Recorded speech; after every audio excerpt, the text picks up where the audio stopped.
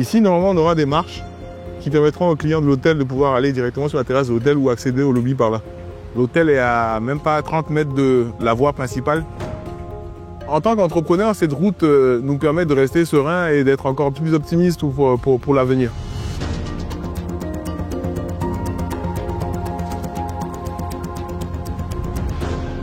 À Anéo, ville côtière du Togo située à une quarantaine de kilomètres de Lomé, pas moins de 3 projets de développement hôtelier sont actuellement en chantier.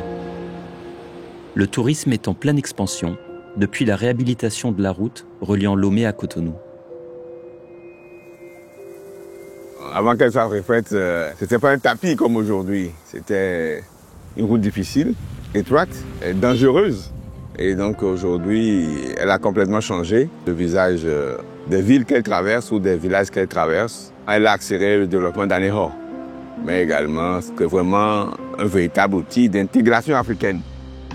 La phase 2 du projet de réhabilitation de la route Lomé-Cotonou et de protection côtière s'étend sur 150 km et s'inscrit dans le vaste corridor routier Abidjan-Lagos, véritable épine dorsale du développement en Afrique de l'Ouest. Son amélioration et sa modernisation permettent de dynamiser les échanges commerciaux et encourager les initiatives entrepreneuriales dans toute la sous-région, et donc d'y stimuler la croissance économique.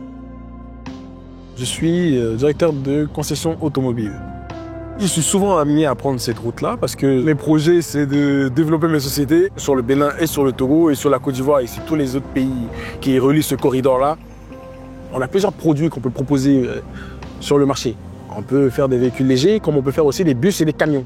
Quand une route est bonne, on peut mettre des véhicules de bonne qualité sur cette route-là. C'est un secteur d'activité qui est vecteur de croissance. L'impact que cette route a eu sur ma vie professionnelle, d'abord, c'est le temps. On a une meilleure gestion de temps parce que c'est beaucoup plus fluide. D'un coût total de 181,4 millions d'euros, le projet a été financé par la Banque africaine de développement, l'Union européenne, la Banque ouest africaine de développement, la Banque islamique de développement, le Fonds pour l'environnement mondial et le gouvernement du Togo. Parmi les aménagements réalisés, l'installation d'un système d'éclairage solaire assure une meilleure visibilité nocturne et réduit le risque d'accident.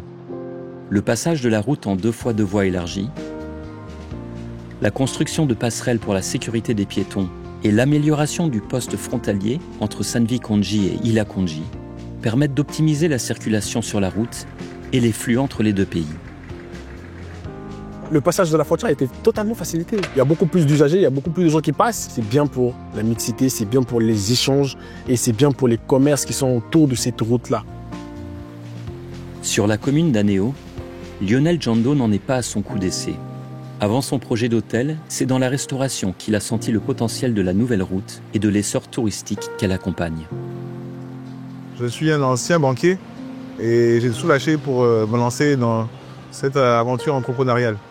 Je suis le promoteur de ce restaurant qu'on appelle Niadjo. Et la route, c'est le principal élément qui m'a poussé à faire un restaurant ici.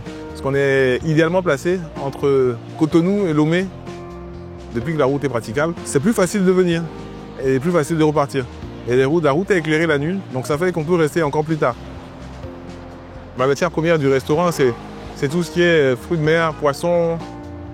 On a la possibilité de se faire approvisionner des 2 côtés et rapidement en produits frais.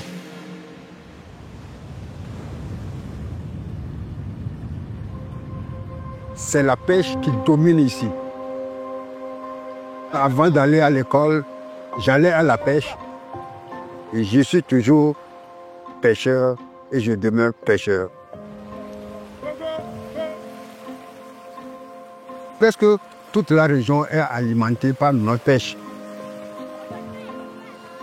Chaque jour, même la nuit, on revient, on trouve des femmes qui viennent payer les poissons pour aller n'importe où ils veulent. Depuis que la route est bitumée, l'activité a augmenté. Donc cette route nous arrange beaucoup. Grâce au désenclavement des zones de production, les pêcheurs, agriculteurs et commerçants de la région bénéficient directement de la nouvelle route. Le projet de réhabilitation a également inclus des aménagements annexes, comme la modernisation de marchés, facilitant l'écoulement des marchandises et multipliant les opportunités commerciales. Par ailleurs, la rénovation d'installations sociales et sanitaires, ainsi que d'équipements éducatifs, contribue à améliorer les conditions de vie des populations de la zone d'influence du projet. Économiquement, les choses sont en train de changer. Et là, aujourd'hui, cette route nous permet d'être beaucoup plus ambitieux pour l'avenir. La route construit l'intégration africaine en développant une économie de proximité. Donc la route est vraiment un outil indispensable pour construire un développement dans la paix.